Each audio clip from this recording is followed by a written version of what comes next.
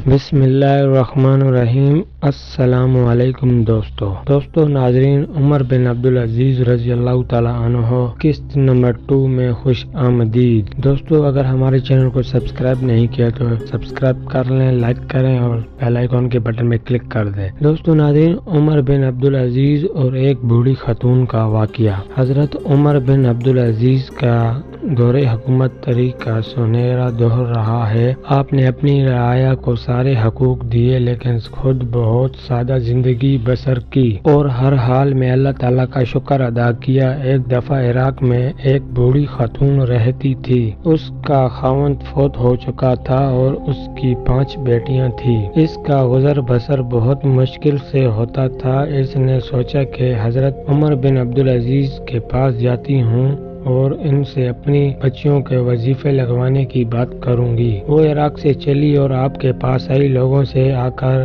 گھر کا پتہ پوچھا تو لوگوں نے بتایا کہ وہ جہاں ٹاٹ کا پردہ لگا ہے وہ آپ رضی اللہ تعالیٰ عنہ کا گھر ہے۔ کہتی ہے میں نے دروازے پر ایک عورت نے دروازہ کھولا اور مجھے اندر بلایا۔ اندر داخل ہوئی تو بڑا صحن تھا اور ایک طرف پانی کا کنواں تھا، ایک طرف درخت تھا اور ایک عورت درخت کے نیچے برتنوں کو صابن لگا کر بیٹھی تھی۔ بوڑھی عورت کو بیٹھنے کو کہا اور پوچھا کیسے آئی ہو؟ وہ بولی حضرت عمر بن عبدالعزیز سے ملنے آئی ہوں۔ اتنے میں دروازے پر دستک ہوئی۔ اس عورت نے دروازہ کھولا تو کوئی صاحب تھے۔ وہ کہنے لگی اتنی دیر لگا دی، کب سے برتنوں کو صابن لگا کر بیٹھی ہوں۔ اس صاحب نے کہا بس کچھ مصروف ہو گیا تھا، بالٹی پکڑی، کنویں سے پانی لائے۔ اس عورت نے برتن دھوئے۔ بوڑھی عورت سمجھی کہ یہ دونوں گھر میں ملازم ہیں۔ فارغ ہونے پر بہت صاحب درخت کے نیچے بیٹھ گئے تو عورت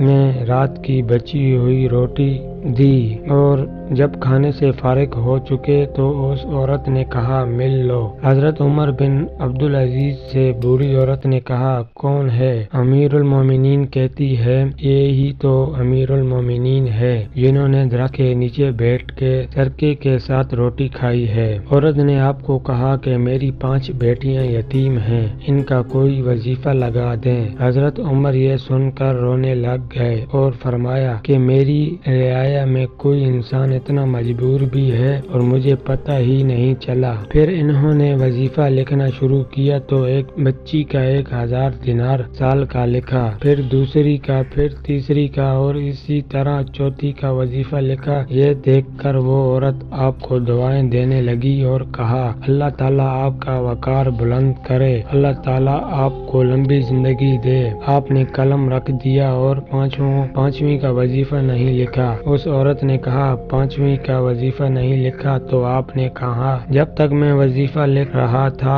تم اللہ تعالیٰ کا شکر ادا کر رہی تھی اور تب میرا تعلق بھی اللہ تعالیٰ سے جڑا ہوا تھا، لیکن اب تم نے مجھے دعا دینا شروع کر دی ہے، اب میں جو بھی لکھوں گا اس پر اللہ تعالیٰ راضی نہیں ہوگا کیونکہ اب بات میری ذات پر آ گئی ہے۔ تم دوسری 4 سے کہنا 5ویں کو بھی اس میں سے حصہ دے۔ مزید اس طرح کی ویڈیو دیکھنے کے لیے ہمارے چینل کو سبسکرائب کر دیں۔ شکریہ۔